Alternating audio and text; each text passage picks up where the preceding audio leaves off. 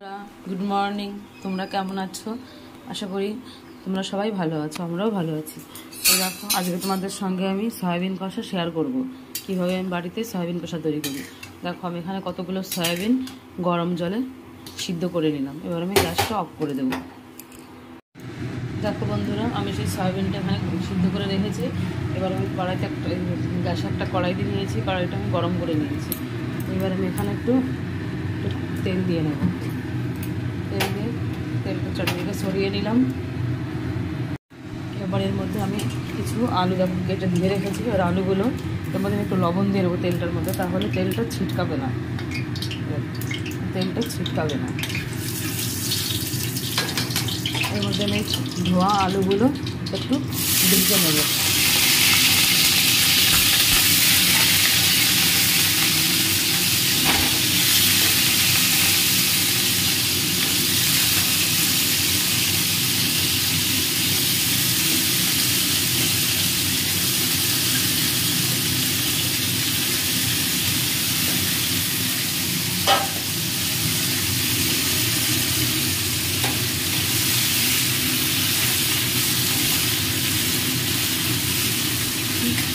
মধ্যে একটু সামান্য একটু হলুদ দিয়ে নেব,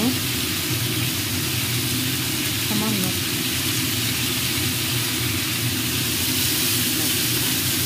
এভাবে আমি একটু আলুটাকে নাড়িয়ে চালিয়ে একটু ভেজে নেব। একটু ঢাকা করে রেখে দেব। এখানে দেখো আমি পেঁয়াজ লঙ্কা রসুন নিয়ে নিয়েছি, ওটা টমেটো দিলেও হতো, দিয়ে আমি একটু পেস্ট করে নেব। তারপর বন্ধুরা আমি ঢাকাটা একটু খুলে নিলাম। আলুগুলো একটু নাড়িয়ে ছেড়ে দেবো। আলুগুলো কিন্তু দেখতে হয়েছে। এবার এর মধ্যে না আমি সয়াবিনগুলো সিদ্ধ করে নিয়েছি, ওটা একটু জলটা চিপে চিপে দিয়ে দেবো।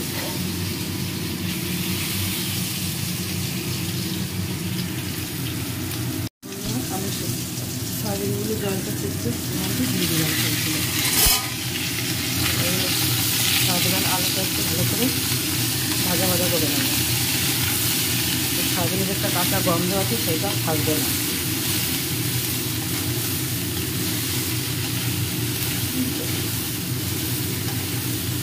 সামান্য একটু হলুদ গুঁড়ো দিয়ে দিলাম।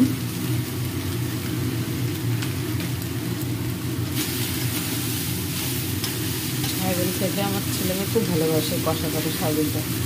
রুটি বলো পরোটা বলো সব কিছুর সঙ্গেই খুব ভালো লাগে। সুন্দর রঙ ধরে এসছে এবং একটু ভাজা ভাজা হয়েও গেছে।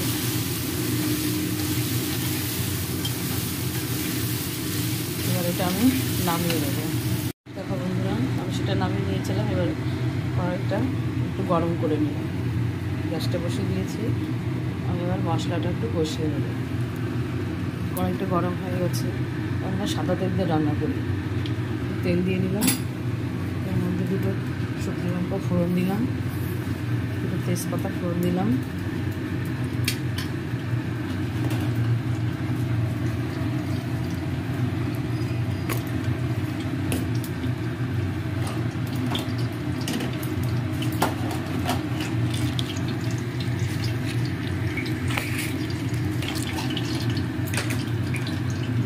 দারচিনি দিলাম। এবার আমি গোটা জিরে দিলাম।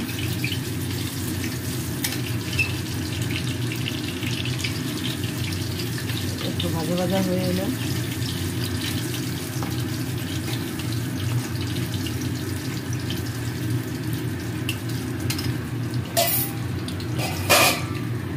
মশলাটা আমি বেটে রেখেছি, সেটা আমি এর মধ্যে দিয়ে দেবো।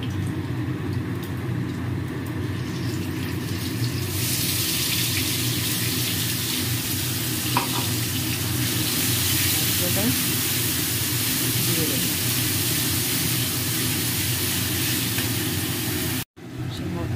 পেঁয়াজ আদা পেঁয়াজ রসুন বাটাটা আমি দিয়ে দিলাম। এর মধ্যে একে একে জিরে গুঁড়ো অ্যাড করলাম,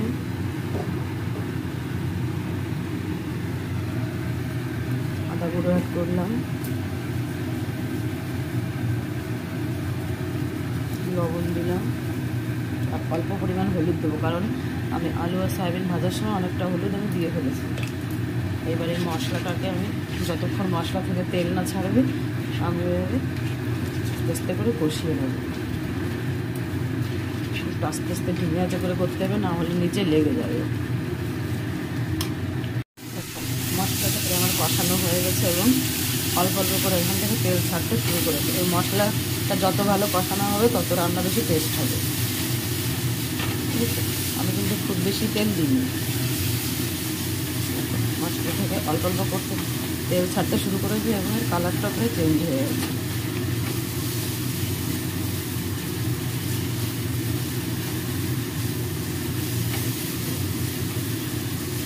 থেকে তেল ছাড়তে শুরু করেছে এবং মশলার কালারটা ধীরে ধীরে চেঞ্জ হয়ে গেছে।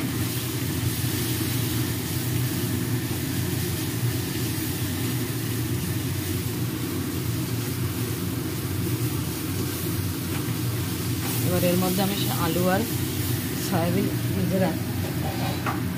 আলু আর সয়াবিনটা যে ভিজে রেখেছিলাম সেইটার মধ্যে ভিজে দেবো। মশলাটার সঙ্গে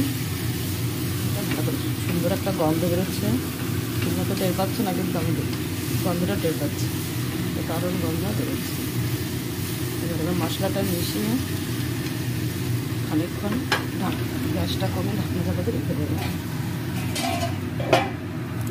দেখো বন্ধুরা, এবার সয়াবিনটা যেভাবে ভাজা ভাজা করে নিয়েছি, এবার এর মধ্যে আমি জল দিয়ে দেবো।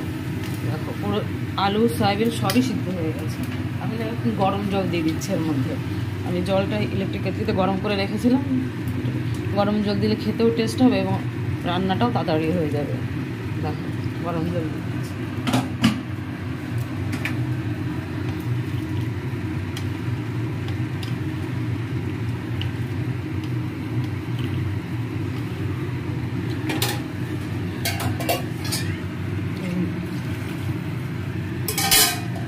এভাবে আমি কিছুক্ষণ চাপা দিয়ে রেখে দেবো।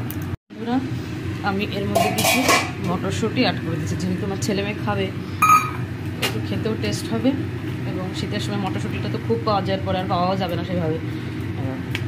প্রায় ফুটে আসলো, ঘর টাইম হয়ে গেল, তারপরে দেখাচ্ছি তোমাদের। আমার সেই সয়াবিন কষাটা প্রায় হয়ে এসছে। দেখো কি সুন্দর একটা কালার ছেড়েছে। আমি এর মধ্যে না একটু ঘি অ্যাড করবো। ঘি দিলে একটু খেতে টেস্ট হয়। একটু বাটির মধ্যে রেখে দিই, একটু নিচে না করে আমি সামান্য একটু ঘি অ্যাড করে দিলাম।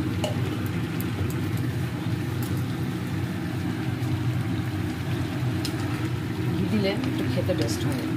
দেখো আমার হয়েই এসছে, ঝোলটা প্রায় শুকিয়েই এসছে। আমি একটু গরম মশলা দিয়ে নামিয়ে দেবো। তোমরা একটু ঝাল লবণটা চেক করে দেখবে, আপনার ঝাল লবণ টান টান খাবে, একটু ঝাল লবণটা টান টান করেই দিই। সয়াবিন কষা হয়ে গেছে, এবার আমি গ্যাসটা অফ করে দিলাম।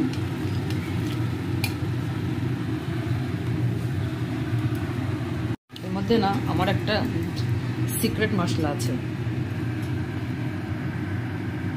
সেটা হচ্ছে জিরে, ধনে, তেজপাতা এই সমস্ত দিয়ে মশলাটা করা। আমি এখান থেকে একটুই ভাজা মশলা দিয়ে দেবো আর একটু গরম মশলা দিয়ে দেবো, সেটা স্বাদটাকে আরও দ্বিগুণ করে দেবো। যখন মশলাটা আমি বানাবো তোমাদের সঙ্গে শেয়ার করবো। একটা সিক্রেট মশলা এবার নামিয়ে দেখাচ্ছি কতটা সুন্দর হয়েছে। বন্ধুরা, আমি সয়াবিন কষাটা নামিয়ে নিয়েছি। দেখো কত সুন্দর দেখতে হয়েছে এবং খেতেও খুব সুস্বাদু। যদি তোমাদের এই রেসিপিটা ভালো লাগে তাহলে একটু লাইক শেয়ার করে দিও, একটু সাবস্ক্রাইব করে দিও আমার চ্যানেলটিকে।